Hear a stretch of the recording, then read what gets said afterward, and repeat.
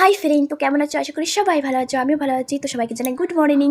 তো আজকে অনেকটা সকালে আমার ঘুমটা ভেঙে গিয়েছিল। আমার যখন ঘুমটা ভেঙে যায় তখন বাজে রাইট 4টা, আর এখন বাজে 5:30।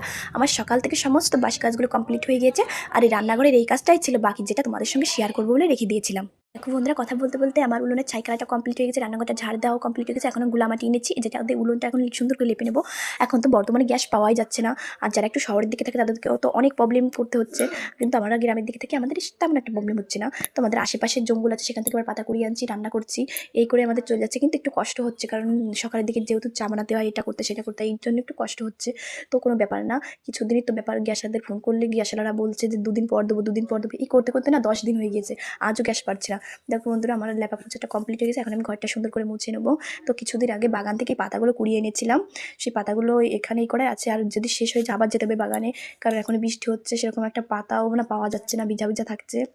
তো দেখো বন্ধুরা, কথা বলতে বলতে আমার ঘরটা মোছা কমপ্লিট হয়ে গেছে। এখন আমি একটু হাঁটতে বেরিয়েছি মাঠের দিকে, কারণ সকাল থেকে সমস্ত কাজগুলো আমার কমপ্লিট হয়ে গেছে। একটু গরম লাগছিল, তো এত সুন্দর ওয়েদার আর কুয়াশা পড়েছিল না, একটু ঠান্ডা ঠান্ডা লাগছে, সত্যি এতটা ভালো লাগছিল কি বলবো।